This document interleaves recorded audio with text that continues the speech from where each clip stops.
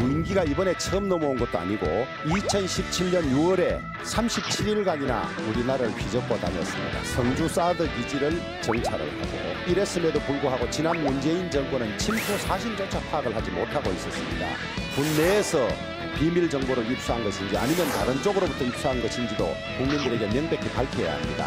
무슨 출처를 했느냐, 마치 북한과 내통한 거 아니냐라는 투로 얘기해서 너무나 의의가 없고 해당해서 사실 밤잠이 안 왔습니다. 국방위에서 보고를 했잖아요. 보고한 자료 비행 궤적 그걸 제가 일반 시민들한테도 보여줘 봤어요.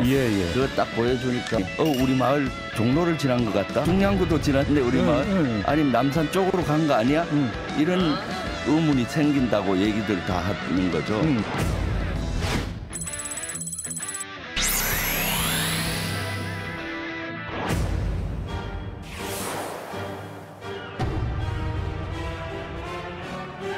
스스로 사퇴하시겠습니까? 위원님이 지금 주신 말씀에 상당히 공감을 하고 책임감도 물론 많이 느끼고 있습니다. 어쨌든 위원님께서 주신 말씀 가슴에 잘 깊이 새기도록 하겠습니다. 네, 매번 같은 대답이신데요. 다시 한번 사퇴를 생각할 일말의 여지도 없는 것입니까? 어쨌든 저는 현재 제게 주어진 위치에서 최선을 다하겠다는 그런 말씀으로 가름합니다. 사퇴할 수 없다는 그 증인의 생각은 본인의 생각입니까? 아니면 윤석열 대통령의 생각입니까? 누구의 생각이라기보다 저의 각오와 의지를 말씀드린 것입니다. 사퇴할 수 없다면 사과는 하실 수 있겠습니까? 그럼 이 자리를 마음을 담아서 겸허한 마음으로 사과를 드리겠습니다. 10월 29일 발생한 이태원 사고에 대해서 그 사랑하는 가족을 잃은 유족분들에게 정부를 대표해서 또 개인적인 자격을 포함해서 진심으로 사과의 말씀을 드립니다. 서울시는 참사 이틀 후인 10월 31일부터 세 차례에 걸쳐 유족 명단, 연락처가 포함된 사망자 명단을 행안부에 제공했다고 했습니다.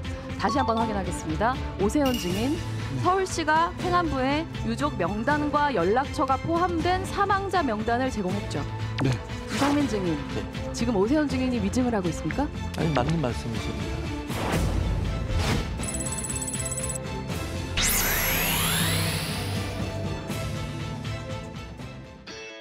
국가대표 정치뉴스쇼 5시 정치회의 시작하겠습니다. 백반장이 좋아하는 금요일입니다. 네, 표정이 아주 좋아요. 네. 자, 오늘 오후에 들어온 속보부터 얘기를 좀 하고 가겠습니다. 성남 FC 후원금 의혹으로 검찰에서 소환 통보를 받았던 민주당 이재명 대표의 출석 날짜가 정해졌네요. 네, 맞습니다. 이재명 민주당 대표는 오는 10일인 다음 주 화요일 오전 10시 30분에 검찰에 출석하기로 했습니다. 민주당 측은 검찰 소환 일정에 대해 알리면서 이 대표는 당당하게 출석해서 조사에 임하겠다는 입장을 미리 밝힌 바 있다고 덧붙였습니다. 네, 검찰 조사에 당당하게 임하겠다는 게 민주당의 메시지인데 검찰이 이재명 대표에 대해서 여러 의혹에 대해서 전방위적인 수사를 벌여왔잖아요. 네. 민주당 이재명 대표가 검찰에 직접 나가는 건 이번이 처음인 거죠? 네, 그렇습니다. 검찰은 앞서 지난해 8월에도 대선 과정에서 허위 사실을 공표했다는 혐의로 이 대표에게 소환을 통보했지만 이 대표는 출석을 거부했습니다. 대신 서면 답변서만 제출했는데요. 현재 이 혐의로 재판을 받고 있습니다. 네. 다른 갈래인 대장동 관련한 여러 가지 속보 좀 짚어보면요. 화천대유 대주주 김만배 씨가 지난달 극단적 선택을 한 이후에 수사와 재판이 중단이 됐잖아요. 오늘 다시 수사가 재개됐다는 거죠. 네, 조사가 중단된 지 23일 만에 재개된 건데요. 네. 검찰은 김 씨를 상대로 대장동 개발 배당금이 이재명 대표 측에 선거 자금 명목으로 전달됐는지 등을 캐물을 계획입니다. 특히 천화동인 1호의 이 대표 측에 약속한 그 숨은 몫이 있는지를 집중적으로 추궁할 걸로 알려졌습니다. 네, 좋습니다. 자세한 얘기는 저희가 정치인사이드에서 해보는 걸로 하고요. 이태원 참사 국조특위의 두 번째 청문회가 열리고 있습니다. 오늘 국조특위 연장안도 조금 전에 이제 본회의를 통과했다는 그런 속보가 있는데 아까 영상에서도 봤습니다만 이상민 장관의 거취 문제가 역시 쟁점이 됐네요. 네, 맞습니다. 특히 야당 의원들은 이 장관의 사퇴를 촉구했는데요. 여당 의원들은 야당이 이 장관의 탄핵을 위한 정치적인 의도에서 청문회에 임한다면서 비판했습니다. 이상민 장관은 유족들에게 다시 한번 사과했지만 사퇴 요구에 대해서는 주어진 위치에서 최선을 다하겠다고 선을 그었습니다. 네, 오늘 박준호 막가가 평소보다 좀 더 일찍 나와가지고 청문회를 꼼꼼하게 좀 챙겼고요. 지금 좀 힘들어 보이잖아요. 네, 이따가 저희가 줌인해서 자세히 얘기해 보겠습니다. 들어갈게요. 네.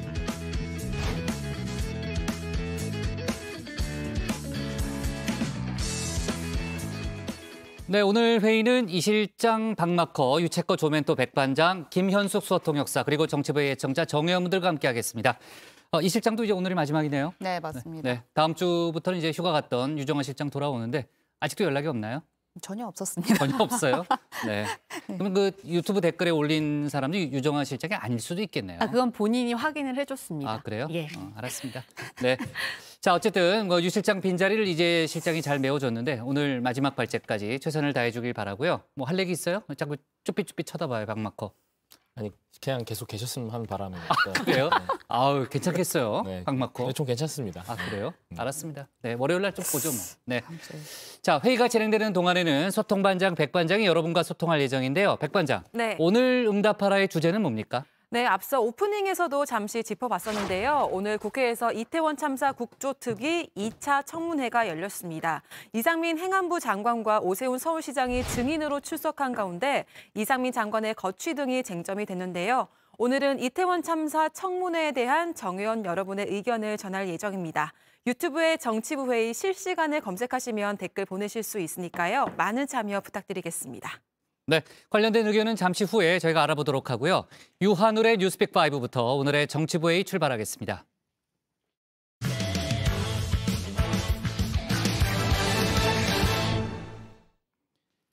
북한 무인기의 비행금지 구역 침범에 대한 군의 말 바꾸기 파장이 거셉니다. 여권에서는 김병주 의원이 침범 여부를 어떻게 미리 알았는지를 두고 공세를 펼치고 있는데요. 북한과 내통했느냐면서 사실을 밝히라고 했습니다. 김 의원은 시민들도 항정만 보면 다 알 사실인데 어이가 없다고 강하게 반발했는데요. 민주당은 색깔론으로 국면을 넘어가려 한다고 비판했습니다. 관련 소식을 유한울 체커가 정리했습니다. 네, 5시 하면 다정해 정의원들의 뉴스 큐레이터 울체커입니다. 이번 주도 금요일까지 달려오느라 고생 많으셨습니다. 뉴스픽 5 바로 시작합니다. 네, 오늘 준비한 소식은요. 내통 대 거짓말, 연장했지만 음성이라더니 수능 손본다, 낚시 보상으로 잡아봤습니다. 북한 무인기의 비행금지 구역이 뚫렸다. 그 파장은 걷잡을 수 없이 커지고 있습니다. 대통령실과 우리 군의 책임론 불거지고 있죠. 그래서일까요? 여권에서는 프레임 전환에 들어간 듯합니다. 대통령실 고위 관계자는 김병주 의원, 지난 3일에서야 최종 확인된 정보를 어떻게 알았느냐 의혹을 제기했습니다. 어저께 또 김은혜 수석이 그걸 공격했더라고요. 무슨 출처로 했느냐. 마치 북한과 내통한 거 아니냐라는 투로 얘기해서 너무나 어이가 없고 황당해서 사실 밤잠이 안 왔습니다. 네, 어이가 없어서 그랬을까요? 대통령실 고위 관계자가 김은혜 홍보수석이라는 점까지 직접 공개해버렸는데요. 이 고위 관계자는 윤 대통령이 지난 4일 이 보고를 받고 바로 공개하라고 지시했다. 그래서 국방부가 저녁 7시에 다음 날 오전 브리핑이 있다고 고지했다. 이렇게 밝혔습니다. 대통령실 차원의 은폐 시도는 없었다는 이야기입니다. 하지만 그새 한 언론의 단독 보도가 나와버렸죠. 김 의원은 안일하다고 지적하는데요. 바로 보고 당일에도 있었던 대통령실 브리핑에서 이 내용이 빠졌기 때문입니다.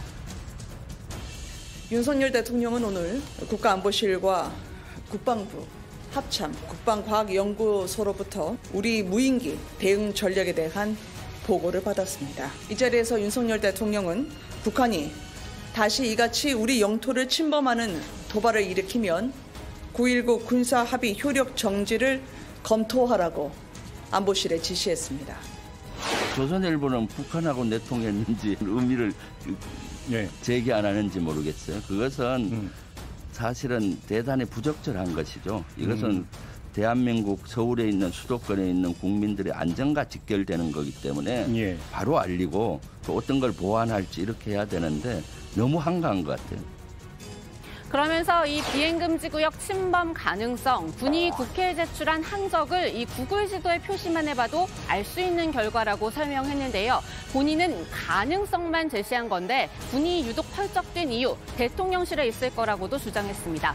오늘 같은 국방위 소속 김영배 의원도 함께 기자회견에 나서며 거들었습니다.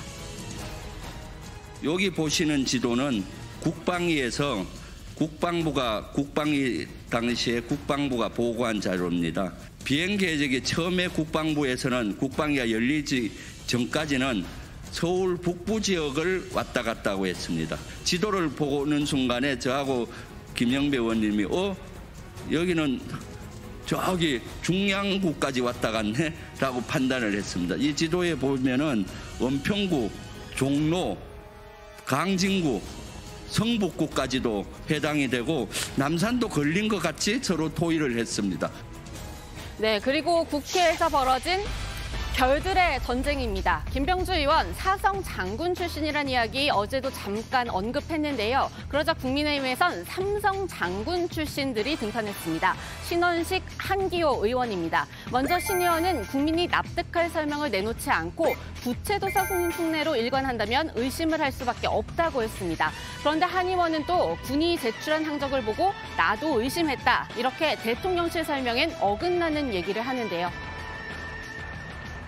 우리가 처음에 국방부가 보고할 때 김병주 의원이나 저나 똑같이 이 부분에 대해서 약 7.3 공력이 걸린 거 아니냐 하고 질의를 했죠. 그리고 의원님도 같은 질의를 하셨었어요 그때? 아니 똑같이죠. 누가 봐도 문이 똑같은데 국방부의 대답은 이게 지금 끊겼다 붙었다 정치역이기 때문에 정확한 라인이 안 나오니까 저희가 전부터 법률에서 공합이 되고 결과가 나올 때 보고를 드리겠습니다. 그 사이에 김병주 의원이 먼저 그 한마디로 선수를 치고 나가서 여당과 용산을 공격한 거죠.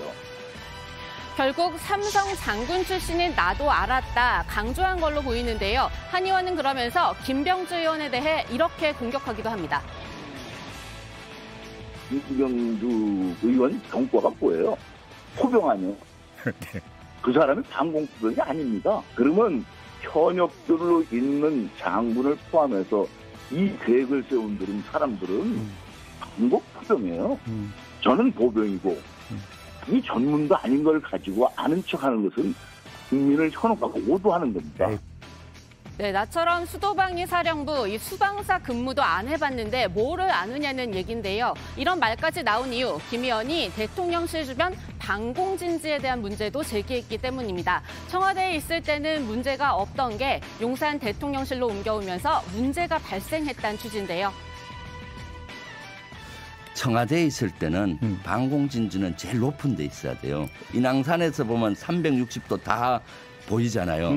앞에 큰 건물도 그 밑에 있잖아요. 근데 용산은 주변에 용산 빌딩들이 빌딩 숲에 가려 있지 않습니까? 그럼 제일 높은 빌딩에 대공 이런 진지를 만들어야 돼요. 제일 높은 빌딩은 민간 아파트라든가 민간 기업 빌딩이잖아요. 그런데 다 올리기가 제한되죠. 따라서 방공진지가 지금의 비행금지 구역을 모두 커버하기엔 적절하지 않을 수 있다. 이런 의혹 제기죠. 여기까지는 김 의원의 주장일지 몰라도 군 내부의 증언을 통해 드러난 문제점도 있습니다. 이 비행금지 구역, 지난해 용산으로 대통령실을 옮겨오면서 전보다 축소됐다는 겁니다. 당시 수방사에서 안보 공백을 우려했지만 대통령실 이전 TF가 받아들이지 않았다는데요. 하지만 보도에 따르면 대통령실은 여전히 북한 무인기로 대통령 경호각 뚫린 건 아니라는 주장만 반복하고 있습니다. 이 와중에 이번 사태 책임 전현 정권 중 어디 있느냐를 둘러싼 공방도 이어지고 있습니다. 국민의힘에선 이번 무인기 침범 문재인 전 대통령 탓이라고 합니다. 민주당은 반대로 윤석열 정권의 무능 때문이라고 꼬집고 있죠. 이 무인기 침투에 대해서는 하루아침에 대비책이 만들어지는 것이 아닙니다. 지금 이 시점에서 이것이 실패했다 하더라도 집권한 지 7, 8개월밖에 되지 않은 이 정부가 대비할 수 있는 방법은 없었습니다. 이 무인기의 대비에 문제가 있다면 그것은 대부분의 책임이 문재인 정권에서 소홀히 한 것에 있다고 할 수밖에 없습니다. 정가의 보도처럼 꺼내든 음모론과 남탓하기는 정말 이제 지긋지긋합니다. 용산 이전으로 초래된 우리 군의 총체적 혼란, 이로 인한 허술한 대비태세와 정부의 안보 무능을 아무리 가려보려고 한들 국민을 속일 수는 없습니다. 그리고 여기서 한 발자국 더 나아가는 민주당 이재명 대표입니다. 윤 대통령이 한마디로 정리해버린 연초 개각설, 여기에 대한 반격을 이번에도 잊지 않았습니다. 앞서 윤 대통령의 대국민 사과도 요구했는데요. 갈수록 멀어지는 두 사람입니다. 경제 위기와 안보 참사 잇따른 실정으로 민심 위반이 심각합니다. 국정 컨트롤 타워는 실종됐고 국정 혼란과 난맥은 개선될 기미가 보이지 않습니다. 그런데도 대통령께서는 대통령실과 내각 개편을 한사코 거부하고 있습니다. 국민과 끝까지 싸우겠다는 태도로 보입니다. 국민의 신뢰를 상실한 내각과 대통령실을 전면 개편하고 국정 운영 쇄신을 촉구합니다. 국민들께서 보내는 경고를 한 귀로 흘려듣지 말기를 바랍니다.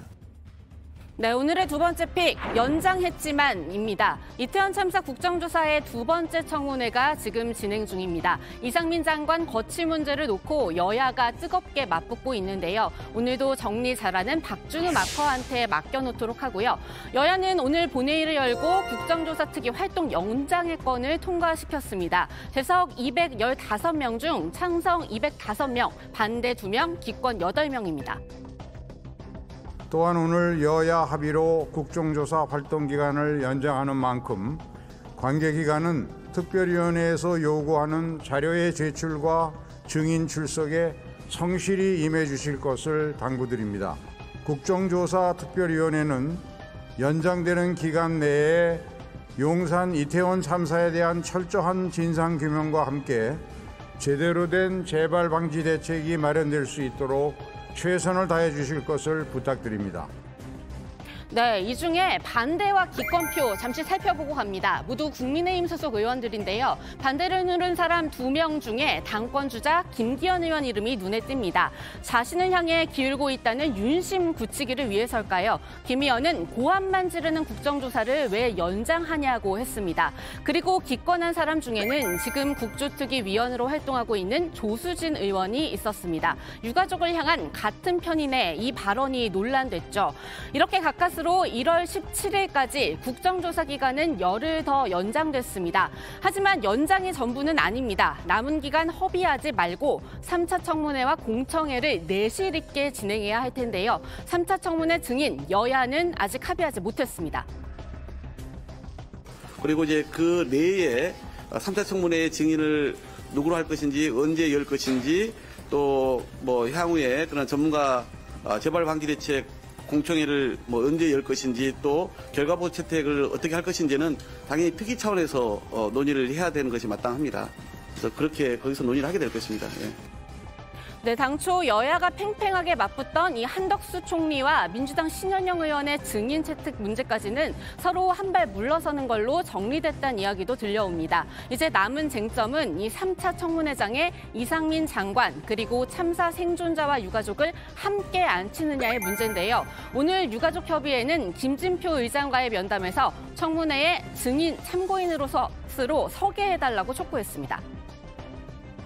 그리고 저희가 국정조사본에서 너무 화가 났던 게 사실과 다른 이야기들을 너무 많이 하고 있기 때문에 유가족 입장에서는 굉장히 화가 나는 거거든요. 그래서 그 사실과 다른 부분들을 저희 유가족들이 직접 정원대에 올라서 그 사실을 이야기를 해야 된다고 저희는 생각을 하고 있습니다.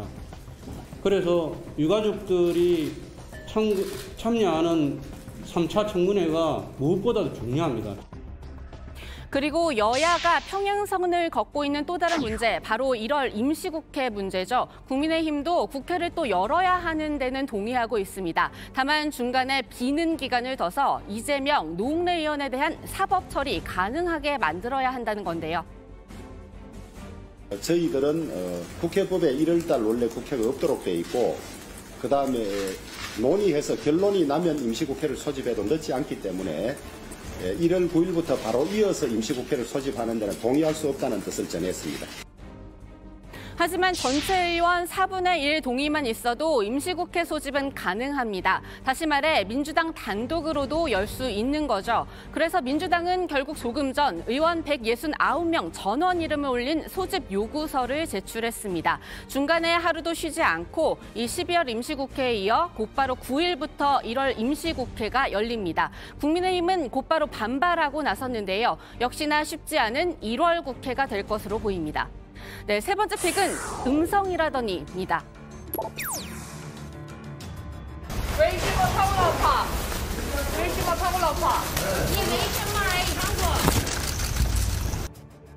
네, 지금 이 영상으로 어제 조멘토의 궁금증은 해결이 됐습니다. 취재진이 중국어로 던진 질문에도 이 코로나 격리를 피해 달아났던 40대 중국인 A씨 묵묵부답이었는데요. 우리나라 방문 목적, 의료로 적어낸 걸로 확인됐습니다. 이 몇 년 전 성형수술을 위해 5번 방한한 적도 있다는데요.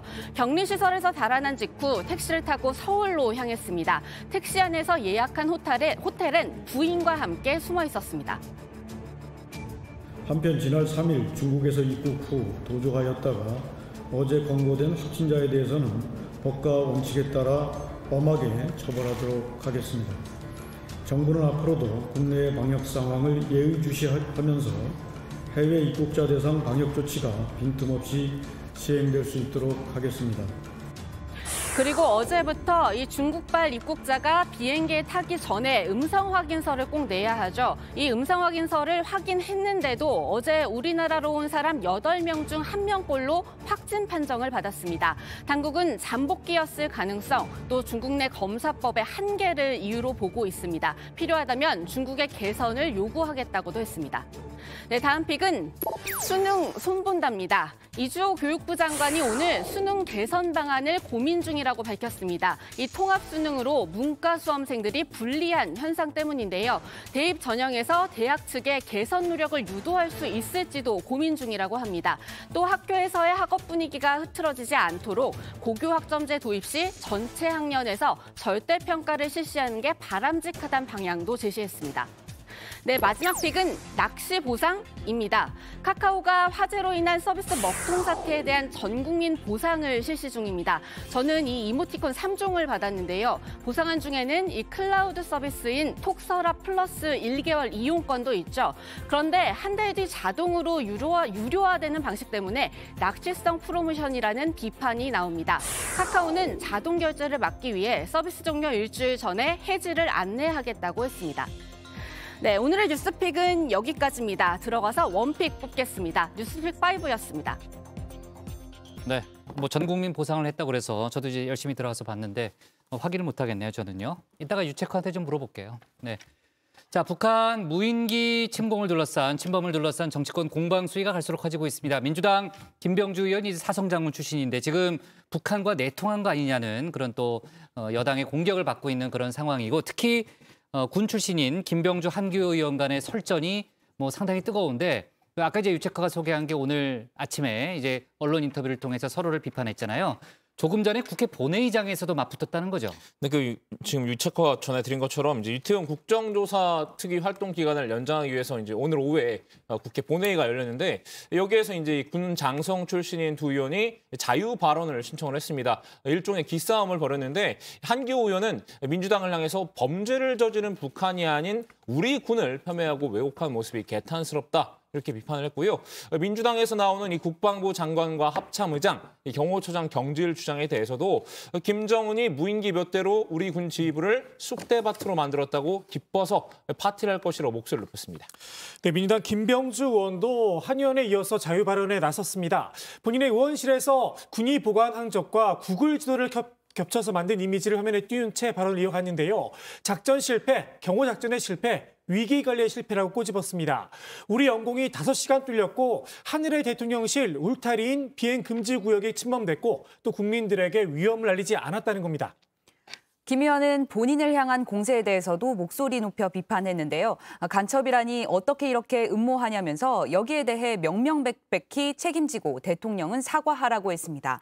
또 국민의힘을 향해서도 안보를 중시한다는 국민의힘이 어떻게 정부 편을 드냐면서 정신 바짝 차려라 이렇게 말하기도 했습니다. 네. 사실 이제 한교 의원 전에 신원식 의원과 이제 김병주 의원 간의 신경전이 있었습니다. 신원식 의원이 북한 무인기는 조잡한 수준이고 정보를 북한과 내통해서 얻은 거 아니냐는 취지의 그런 발언을 해서 논란이 커졌는데 지금 민주당에서는 신원식 의원의 의원직 사퇴를 촉구하고 있는 거죠. 네, 맞습니다. 이 박홍근 원내대표가 의원총회에서 촉구한 내용인데요. 박 원내대표는 대통령실과 짝이라도 한 듯 군 출신 여당 의원이 한술 더 떠서 민주당이 북한과의 내통을 자백했다면서 의원들은요, 이 캐캐 묵은 색깔론을 꺼내들었다 이렇게 말하면서 신의원의 의원직 사퇴를 요구했습니다. 국민의힘을 향해서도 국민들께 사과하고 신의원을 윤리위에 제소해야 한다고 했는데요. 또 의혹을 제일 먼저 제기한 김은혜 홍보수석은 윤 대통령과 조율을 한 것인지 또 신의원 발언에 대한 대통령 입장은 뭔지도 분명히 밝히라고 촉구했습니다. 네, 오늘 벌어진 정치권 상황을 보니까요. 이번 논란이 또 상당히 길게 갈 수도 있겠네요. 네, 그렇습니다. 그렇죠? 네. 자, 좋습니다. 유채커, 오늘의 원픽은 어떤 거예요? 네, 오늘의 원픽입니다. 북과 내통했나대 정신 차려라. 별들의 전쟁.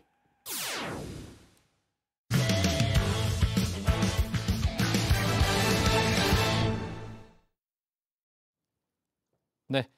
자, 이태원 참사 국정조사 2차 청문회가 열리고 있습니다. 이상민 행안부 장관 등이 증인으로 참석한 상황인데요. 오세훈 시장도 나왔죠. 야당은 이 장관의 사퇴를 요구했고 여당은 방어에 나서고 있습니다. 이 장관은 유가족들에게 고개를 숙였지만 사퇴 의사는 없다고 선을 그었습니다. 박준우 마커가 주민에서 청문회 소식을 정리했습니다.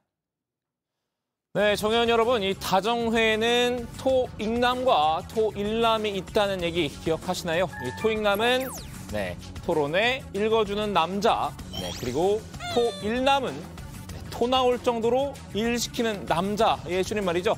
더 정확히 말하면 토가 나와도 일을 시키는 남자인데요. 평소 칭찬에 인색한 토일남도 인정하는 게 한 가지 있습니다. 유정아 실장이 있었으면 아마 아니라고 했겠지만 박준우 마커가 정리는 참 잘해요. 사실 이제 당일 아이템을 이 정도로 정리하기가 쉽지 않거든요. 분명히 유정아 실장은 아니라고 했을 겁니다. 네, 바로 정리 끝판왕 박마커의 요약 능력인데요. 사실 웬일로 칭찬인가 싶었는데 아니나 다를까 역시나 다음 일을 시키기 위한 복국장의 큰 그림이었습니다.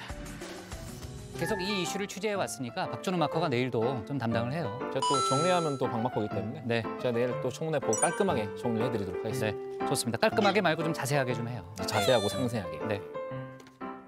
네, 이 복국장의 계산된 칭찬에 어김없이 낚이고 말았는데요. 오늘 열린 이태원 참사 국정조사 2차 청문회 제가 깔끔하고 자세히 정리해드리겠습니다. 첫 번째 하이라이트, 미안하다, 사퇴 없다입니다. 이 사퇴 요구는 정쟁의 수단이 아니고요. 안전한 대한민국의 미래를 걱정하는 우리 국민들의 호소라고 생각하셔야 합니다. 증인 스스로 사퇴하시겠습니까? 위원님이 지금 주신 말씀에 상당히 공감을 하고 책임감도 물론 많이 느끼고 있습니다. 어쨌든 위원께서 주신 말씀 가슴에 잘 깊이 새기도록 하겠습니다. 예상대로 오늘 여야는 이상민 행안부 장관의 책임을 두고 공방을 벌였습니다. 야당은 이상민 사퇴, 여당은 이상민 방탄이었는데요. 야당은 이 시종일관 이 장관을 거칠게 몰아세웠습니다. 이 참사에 책임을 지고 자리에서 물러나라고 촉구했는데요. 하지만 이 장관 이대로 물러날 생각은 없었습니다. 사퇴할 수 없다는 그 증인의 생각은 본인의 생각입니까? 아니면 윤석열 대통령의 생각입니까? 누구의 생각이라기보다 저의 각오와 의지를 말씀드린 것입니다. 이번에는 자, 정부는 네가 알아서 살아라. 이렇게 내몰았다고 생각합니다. 아무도 책임지지 않는 나라입니다. 장관, 어떻게 생각하십니까? 그건 약간 좀 과한 말씀이고요. 어느 공직자도 그런 마음 자세로 일하지는 않습니다. 자리를 지키겠습니까? 현재 위치에서 자리를 지키고 안 지키고의 문제가 아니라 현재 위치에서 저는 마지막까지... 좋습니다. 사의 표명이라도 하시겠습니까? 글쎄, 그건 나중에 생각을 해보겠습니다. 사의 표명... 이 장관, 이 사퇴는 없다는 점을 분명히 했는데요. 사퇴는 없어도 사과는 할 수 있었나 봅니다. 이 유가족들에게 죄송하다며 고개를 숙였습니다. 사퇴할 수 없다면 사과는 하실 수 있겠습니까? 그럼 이 자리를 빌려서 마음을 담아서 겸허한 마음으로 사과를 드리겠습니다. 이번 10월 말에 발생한 10월 29일에 발생한 이태원 사고에 대해서 그 사랑하는 가족을 잃은 유족분들에게 정부를 대표해서 또 개인적인 자격을 포함해서 진심으로 사과의 말씀을 드립니다. 야당도 이 장관의 버티기 전술을 어느 정도 예상한 것 같은데요. 전략을 바꿨습니다. 이 두 번째 하이라이트, 명단 위증 논란입니다. 서울시는 참사 이틀 후인 10월 31일부터 세 차례에 걸쳐 유족 명단, 연락처가 포함된 사망자 명단을 행안부에 제공했다고 했습니다. 다시 한번 확인하겠습니다. 오세훈 증인, 서울시가 행안부에 유족 명단과 연락처가 포함된 사망자 명단을 제공했죠. 네. 이상민 증인, 지금 오세훈 증인이 위증을 하고 있습니까? 아니, 맞는 말씀이십니다. 네, 정의당 장혜연 의원 이 장관의 위증 논란을 제기했습니다. 이 서울시가 이태원 참사 희생자 유가족 명단을 행안부에 제공을 했는데도 이 장관이 명단이 없다고 거짓말을 했다는 건데요. 지난해 11월 16일 예결위와 지난달 27일 기관보고에서 한 발언이 도마 위에 올랐습니다. 행안부에서는 유족 전체에 대한 자료를 가지고 있지는 않습니다. 그러면은 TF에서는 유족하고 연락을 취하지 않는다는 것인지. 국무위원이 하는 말을 왜 그대로 받아들이지 않으시고 자꾸 거짓말을 한다고 이렇게 생각하는지 모르겠습니다만 제가 아까 말씀드린 대로 행안부에서는 명단조차도 가지고 있지 않습니다. 연락처는 물론이고요. 이 장관의 설명과 달리 서울시가 유가족 정보가 일부 포함된 희생자 명단을 행안부에 넘겼다는 사실이 알려졌죠. 장 의원은 위증 아니냐면서 이 장관을 추궁했습니다. 예결이 끝난 직후에 제가 시국장들에게 이야기를 해서 찾아낸 겁니다. 그런 사실이 있다는 거를. 그럼 그런 사실을 알았으면 알았다고 해야지 왜 끝까지 유족 명단을 서울시에서 주지 않았다 이렇게 고집을 부립니까? 나중에라도 명단을 갖고 있는 거 알았으면 최소한 기존의 발언을 정정했어야 되는 거 아닙니까? 그 지금 유가족 명단을 어떻게 볼 것이냐가 문제인데요. 장 의원은 이 장관이 무책임한 모습을 보인다며 결국 탄핵까지 언급했는데요. 이 탄핵이란 두 글자에 여당도 두고 볼 수 없었나 봅니다. 서둘러 6탄 방어에 나섰습니다. 지나치게 사퇴도 강요도 하시고 정인의 발언에 대해서 위증이라고 단정을 하시고 더 나아가서 탄핵까지 언급하신다면은 과연 이 진실 규명을 위한 이 청문회가 누구를 위해서 뭘 위해서 하시는 청문회입니까? 청문회가 이 장관 탄핵을 추진하기 위한 증거를 수집하는 자리냐고 반발했는데요. 유가족 명단 확보를 둘러싼 위증 논란도 서둘러 불식시켰습니다. 이 커뮤니케이션의 혼선이었을 뿐 위증은 아니었다는 겁니다. 서울시와 행안부가 주고받은 자료는 유족 명단이 아니라 사망자 명단이었기 때문에 아마도 증인이 혼선을 좀 일으켰을 것 같다. 네, 아까 말씀드린 바와 그렇습니까? 같습니다. 네. 그러면은 여기에 대해서는 더 이상 논란은 없겠군요. 오늘 정리가 되는 거네요. 그렇죠? 네. 네. 하지만 야당도 공세의 고삐를 풀지 않았습니다. 이 장관의 거취 문제를 끝까지 물고 늘어졌는데요. 왜 넓은 사무실 좋은 차 거기다가 항상 장관님 하고 존경받고 그렇게 계신지 압니까? 대통령 대신 그 넓은 그 높은 권한을 행사하시면서 또 막상 일이 터졌을 때는 그 마땅한 책임을 지시기 때문에 지셔야 되기 때문에 그렇게 부르는 겁니다. 이 과정에서 불똥을 맞은 사람이 있습니다. 이 세 번째 하이라이트, 불똥 맞은 조경입니다. 23시 54분 복지부는 응급의료 체계를 신속하게 가동해 디메트를 파견하고 응급병상 확보를 속히 실시하기 바랍니다.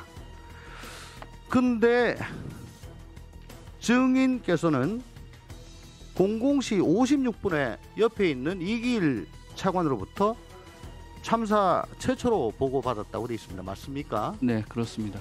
자, 그러면은 대통령께서 2차 지시하시고도 1시간 2분 지난 상황입니다. 네. 대통령은 그냥 허공에 대고 복지부는 응급의료체계를 신속하게 가동해라라고 말씀을 하신 꼴이에요. 그죠? 그렇지 않습니다. 장관이 몰랐습니다. 이 차관이 장관이 몰랐잖아요. 난 지금 장관한테 묻는 거예요. 저는 몰랐지만 그리고 1차관이 민주당 조홍천 의원 이 장관에서 이제 조경 보건복지부 장관으로 타깃을 바꿨는데요. 이 참사 당시 복지부의 보고 체계가 뒤죽박죽이었다는 점을 지적했죠. 대통령께서 복지부 중심으로 응급의료체계 신속하게 가동하라고 지시하셨다.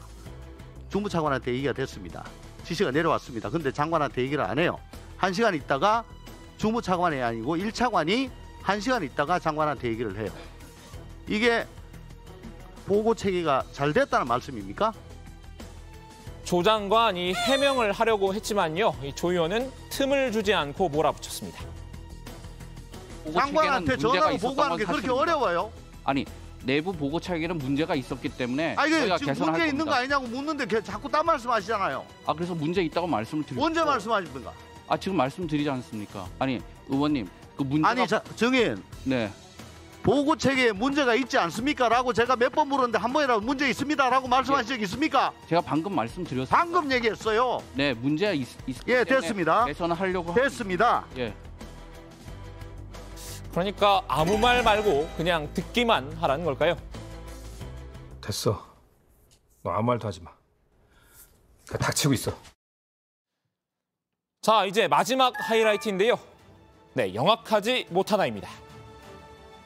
책임이 없는 사람이 무엇이 무서워서 수사 전에 휴대전화를 빠르게 교체하고 기존 휴대전화 기록을 지웠습니까? 왜? 그런 지금 휴대전화 기록 지운 적 없고요. 다 모든 것 비밀번호 제공해서 포렌식도 다 끝났습니다. 증인, 휴대전화 왜 빠르게 교체했죠? 빠르게 교체한 게 아니라 계속 기계 오작동으로 교체를 할 필요가 있었는데 박희영 용산구청장 처음부터 여야 양쪽으로부터 지탄의 대상이 되었죠. 이 여당으로선 이상민을 지키기 위해선 참사의 1차적 책임자인 박희영의 잘못을 더 부각한 수밖에 없었을 텐데요. 야당보다는 여당이 오히려 나서서 박 구청장을 질책했습니다. 이 박 구청장이 참사 직후 휴대전화를 교체한 점을 문제 삼았죠. 이 과정에서 나온 박 구청장의 발언이 영악하지 못하다였습니다. 이 증거인멸이라는 영악한 의도를 갖고 휴대전화를 바꾼 건 아니라는 해명입니다. 제가 영악하지 못해서 핸드폰을 바꿨습니다. 이게 무슨 뜻이죠? 아니요, 제가 만약에 그런 의원님이 걱정하시는 그런 증거인멸이라든지 이런 거 수사를 회피하기 위해서라고 했다면 그렇게 제가 영악스럽게 생각했다면 바꾸지 않았겠죠. 근데 저는 그 기계의 오작동이 계속되기 때문에 바꿀 수밖에 없었다는 것을 말씀드린 겁니다. 네, 2차 청문회 주요 장면만 꼽아 정리해드렸는데요. 참사 유가족은 1차 청문회에 이어서 오늘도 청문회 정회 직후 항의했습니다. 지난번이 윤희군 경찰청장이었다면 이번엔 이상민 장관이 대상이었는데요. 이 내용은 들어가서 전해드리겠습니다. 오늘 주민아마지는 이렇게 정리합니다. 이상민, 사과는 해도 사퇴는 없다. 유가족 명단 두고 공방도. 네. 행안부가 유족 명단을 갖고 있느냐를 놓고 이제 이상민 장관의 위증 논란이 벌어졌죠. 아까 이제 집중 발제 때 이제 박마커가 설명을 했습니다만 정의당 장혜영 의원이 이제 추궁을 했고 탄핵까지 이제 거론이 되니까 이제 국민의힘 쪽에서 또 방어를 하는 그런 모습을 볼 수 있었습니다. 유채커, 그 유가족들도 좀 청문회를 지켜봤잖아요. 어떤 반응이었나요? 유가족들의 반응이에요. 네, 유가족이 앉은 방청석에선 연신 한숨소리가 들렸는데요. 한 유가족은 전주의 의원 말에 아니다, 유족은 그걸 바란다, 진상이 규명되고 책임져야 한다, 이렇게 소리치기도 했습니다. 이 오전 질의가 끝나고 청문회가 정회되니까 유가족 대표가 직접 이상민 장관에게 항의하는 모습도 볼 수 있었습니다. 이상민 장관님, 하나만 물어볼게요. 하나만. 당신도 사람이잖아. 우리 지하도 죽는 애가 한마디 해야 되잖아. 우리 아이들한테 한 번도 안 오고 누가 시켰습니까? 아니 이게 권력이야 이게 권력이냐고. 네, 오늘 청문회에서 벌어졌던 논란은 아까 박마커가 설명을 했고요. 행안부가 유가족 정보를 갖고 있는 건 사실인가요? 이 장관의 설명은 뭐예요? 네, 이 장관이 이제 지난달 27일에 서울시가 개인정보 보호 등을 이유로 유가족 명단을 넘겨주지 않았다, 이런 취지로 발언을 했었는데 이후에 이제 서울시가 지난달 29일에는 관련 내용을 행안부에 공유했다고 언급을 하면서 이제 거짓말 논란이 일었습니다. 이 장관은 이 서울시로부터 넘겨받은 이태원 참사 관련 명단이 이 사망자 현황이었다고 설명을 했습니다. 유가족 정보도 일부 포함돼 있긴 했지만 불완전했다는 겁니다. 저희가 서울시로부터 3차례에 걸쳐서 받은 거는 사망자 현황 파일입니다. 거기에 사망자에 대해서 일목요연하게 정리가 돼 있고요.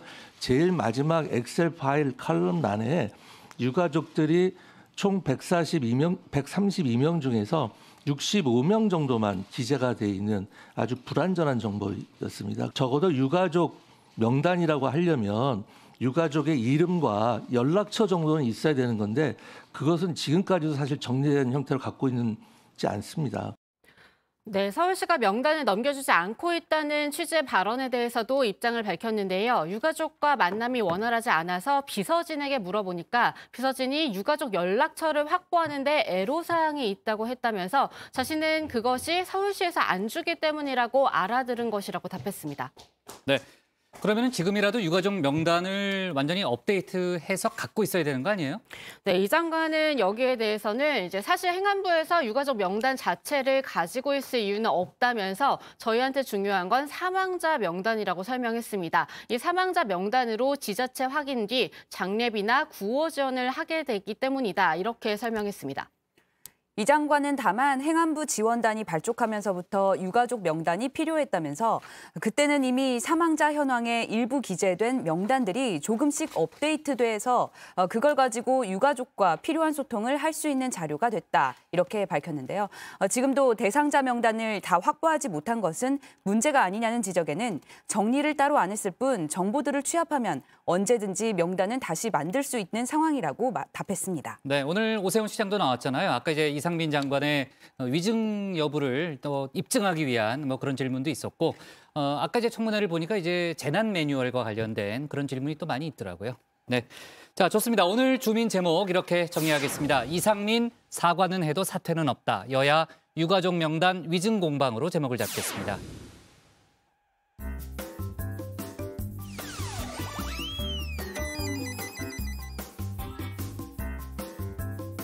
네, 안녕하세요. 정치부회의 소통 시간 백반장입니다. 정 의원 여러분, 벌써 금요일이 왔습니다. 새해 첫 일주일 다들 어떻게 보내셨나요? 새해를 맞아 다짐했던 목표들은 잘 이루고 계신지 궁금한데요. 작심삼일로 끝나지 않을까 걱정하실 수도 있겠지만 시작하는 것 자체가 정말 의미 있는 일이라는 생각이 듭니다. 매일매일 작심삼일을 하다 보면 언젠가 무언가를 꼭 이루게 될 테니까요. 다정회와 함께 차근차근 목표한 계획들 이뤄나가시면 좋겠습니다. 행복한 주말 보내시고요. 응답하라 다정회 시작하겠습니다. 네, 오늘의 소통 주제는 이태원 참사 청문회를 지켜본 여러분의 생각은입니다. 먼저 다정회에서 미리 살펴본 여론들 보겠습니다. 네, 먼저 MRPA님께서는 사람이 169명이 죽었는데 주무장관이 책임을 지지 않다니 도무지 상식적이지 않은 정권이다라고 하셨습니다. 또 2964님, 참으로 안타깝다. 사과는 할 수 있다. 특정인에게 정치적 책임을 물라하는 자체가 우습다고 하셨는데요. 누가 봐도 현장에 답이 있다면서 정치 공세를 벌이는 정치인들부터 사퇴하라고 하셨습니다. 네, 마지막으로 SWC2님께서는 청문회를 보고 있자니 화가 치밀어 오릅니다. 우리나라의 큰 사고들을 지나왔지만 고치고 개선된 건 굉장히 미비하고 또 일어난다면 또 아무것도 못하고 비참한 최후를 맞을 겁니다라고 하셨습니다. 네, 정의원분들께서 실시간으로 올려주시는 댓글들도 함께 보겠습니다. 먼저 황금알님, 청문회에서 책임 있는 자리들이 오리발을 내고 있다. 특검으로 가야 한다. 그래야 법적 책임을 물을 수 있다라고 하셨습니다. 그리고 안희웅님, 코로나 이전과 올해 헬로윈 축제의 사전 조치가 다른 이유는 무엇인가요? 정부적 책임이 아니라 헌법 위반의 형사적 책임을 물어야겠습니다라고 하셨습니다. 댓글 적어주신 정의원분들 모두 고맙습니다. 네, 이 시간 이후로도 좋은 의견 많이 보내주시고요. 다정회와 함께 해주시기를 바라겠습니다. 지금까지 응답하라 다정이었습니다. 네, 백반장 수고 많았고요. 다음은 조익신 멘토의 정치 인사이드로 가겠습니다.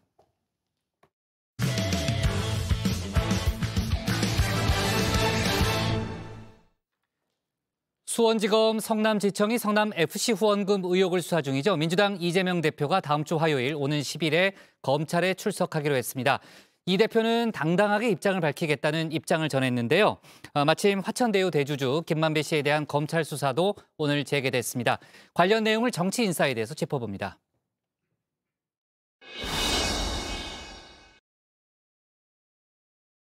검찰의 행태가 도저히 납득하기 어렵지만 당당하게 임하도록 하겠습니다. 검찰 수사에 당당하게 임하겠다던 이재명 대표. 오늘 소환조사 일정을 확정했죠. 오는 10일 오전 10시 반 성남FC 후원금 의혹을 수사 중인 수원지검 성남지청에 출석할 예정이라고 공지했습니다. 공개석상에 서시나요? 아니면 비공개로 출석하시나요? 당당하게 출석해서 입장을 말씀하신다고 했다는 정도만 말씀드리고요. 구체적으로 어떤 사람들과 갈지 어떻게 할지는 좀 더 지켜봐야 될 것 같습니다. 검찰은 이 대표의 소환에 대비해 최종 질문지를 검토 중이라고 하는데요. 성남 FC에 낸 기업들의 후원금이 수원시의 각종 인허가를 염두에 둔 대가라고 보고 있죠. 제3자 뇌물죄에 해당한다는 겁니다. 민주당은 입증하기 어려운 문제다 맞서고 있는데요. 축구단을 운영하는데 기업의 후원을 받았어요. 광고를. 그 기업은 지역 연고 기업들 아닙니까? 네. 지역 연고 기업들에게 그 지역의 자치단체장이 일부 어떤 편의를 봐줬다. 그럼 이걸 제3자 뇌물로 볼 거냐? 아니면 구단의 정상적인 운영을 위한 지역 연구학원의 협조로 볼 거냐 하는 문제는 저는 굉장히 오랜 법리 논쟁이 벌어질 거예요. 반면 검찰은 제3자 뇌물죄가 너무나 명확하다며 기소를 자신하고 있다고 하죠. 일단 검찰의 소환 조사 결과를 지켜봐야 할 듯합니다. 민주당에선 야당 대표 구속을 쉽게 이야기한다면서 경고성 메시지도 냈는데요. 한마디로 나라가 뒤집어진다라는 겁니다. 나라 뒤집어지죠. 유일하게 한 것이 뭐냐면 김영삼 당수를 국회의원에서 제명한 적이 있어요. 있죠. 그때 박정희 정권이 무너졌죠. 지금 여러분들이 잘 보셔야 되는데 제1야당 당수를 구속을 시킨다? 명백한 100% 증거도 없는데? 그런 일이 지금 대한민국에서 가능하다고 생각하십니까? 찻대기로 수천억 원의 정치 자금을 받았던 이회창 전 한나라당 총재도 구속은 시키지 않았다 강조를 했습니다. 국민의힘의 이른바 방탄국회 공세에도 역공을 폈는데요. 구속 여부를 어떻게 확신하느냐? 검찰과 짠 게 아니냐? 나를 세웠습니다. 방탄이라는 주장을 하려면 이재명 대표의 구속이 확정적이어야죠. 구속시킬 게 아닌데 왜 방탄입니까? 소환 조사는 응하고 있는데. 그러니까 방탄하려고 한다 그럴 때 저는 구속하려고 한다는 소식을 알고 있구나. 니네 그럼 짜고 있니? 다만 민주당에서도 검찰 기소를 상수로 보는 분위기가 있죠. 이재명 대표가 이제 검찰 소환에 응하고 또는 검찰 소환에 응하지 않는 것은 저는 핵심적인 문제가 아니라고 봅니다. 왜 그러냐면 이재명 대표가 검찰 소환에 응해서 조사를 성실히 받더라도 또는 검찰 소환에 응하지 않더라도 결국은 검찰은 기소를 할 거거든요. 더욱이 성남FC 후원금 의혹, 이 하나만 문제가 된 게 아니죠. 대장동과 백현동 개발 의혹도 현재 수사가 진행 중입니다. 대장동 의혹의 핵심 당사자 김만배 씨를 오늘 검찰이 다시 불렀는데요. 김 씨의 극단적인 선택으로 조사가 중단된 지 23일 만입니다. 검찰은 대장동 개발 배당금이 어디로 흘러 들어갔는지 그 용처를 쫓고 있죠. 특히 이 대표 측의 선거 자금 명목으로 배달이 됐는지 집중적으로 들여다보고 있습니다. 검찰은 김 씨가 수익금 428억 원을 이 대표 측에 건네기로 약속을 했다, 이렇게 보고 있는데요. 하지만 김 씨는 428억 원을 주겠다고는 했지만 어디까지나 달래기 응이었을 뿐 실제로 줄 생각은 없었다, 이를 줄곧 부인해왔습니다. 김 씨가 기존 입장을 계속 고수할지 아니면 진술의 변화가 있을지 관심이 쏠립니다. 이 대표를 조여낸 검찰의 수사, 이 대표가 조금 위축돼 보인다는 평가도 나오고 있죠. 기자들과 질의응답을 하던 이 대표의 표정까지 입길에 올랐습니다.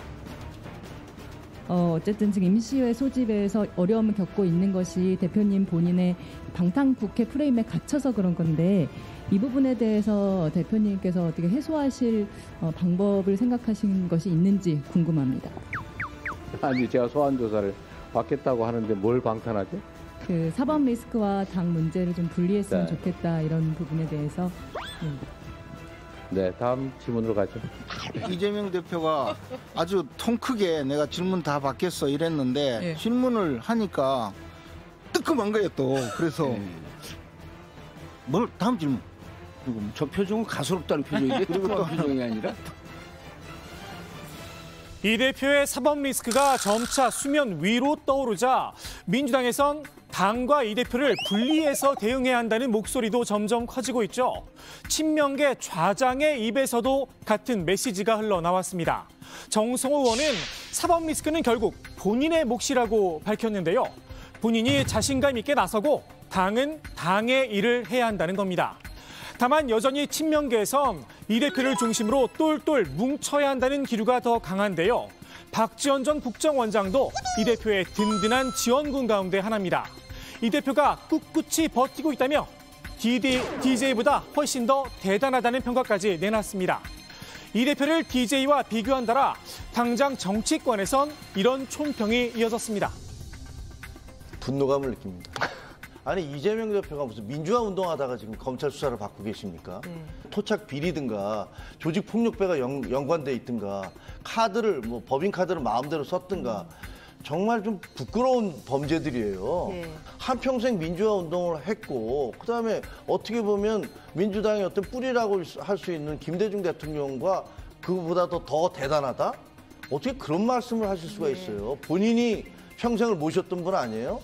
이재명 대표에 대해서 사실상 전향서 쓰고 들어온 거거든요. 입당 받아준 게 이재명 대표고 그러다 보니까 이재명 대표의 입장을 상당히 이제 반영을 하면서 조금 과장된 표현이 나온 게 아닌가.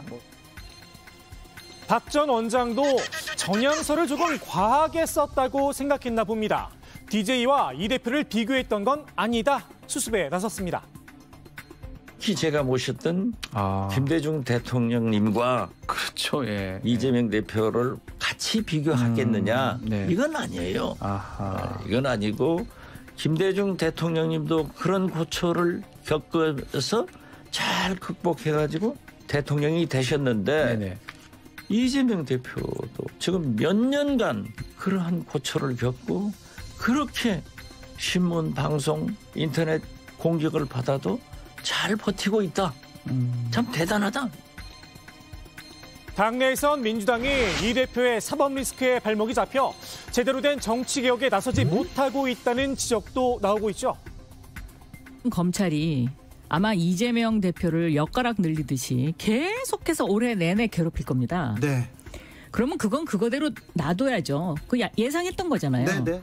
그리고 민주당의 새로운 길 찾아야 됩니다. 혁신, 개혁, 정치개혁, 민생 이거를 제대로 가야죠.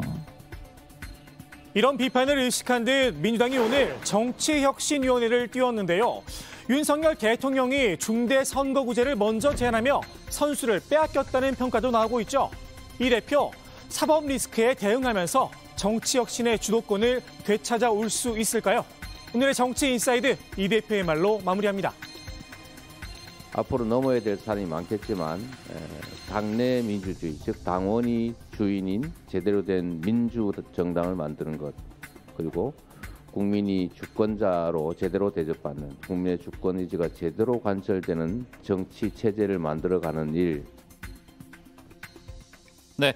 민주당이 오늘 정치혁신위원회를 발족했다고 조멘토가 이제 마지막에 설명을 했는데요. 거기서 선거구제 개편 문제도 논의를 한다는 거죠, 유채꽃. 네, 그렇습니다. 정치혁신위원장을 맡은 장경태 최고위원은 책임 정치를 강화하고 국민 한 사람의 표의 가치가 더 소중하게 행사될 수 있는 선거제도를 고민하겠다고 밝혔는데요. 지역구도 타파와 비례성 강화, 사회적 다양성 보장 등을 심도 깊게 논의하겠다고 말했습니다. 앞서 윤석열 대통령이 중대 선거구제 도입을 제안을 했었죠. 민주당에선 아직은 의견을 수렴 중이라면서 유보적인 입장을 내놨었는데요. 국회 정치개혁특위 간사인 전재수 의원은 윤 대통령이 둘에서 4명 뽑는 이 중대선거구제라고 했는데 이건 중선거구제라면서 이는 사실상 승자 독식을 더 강화시키고 양당 기득권 구조를 강화시켜서 정치가 더 격화될 수밖에 없는 안이라고 평가했습니다. 지금 국민의힘 주호영 원내대표는 중대선거구제 개편에 힘을 좀 싣고 있는 거죠.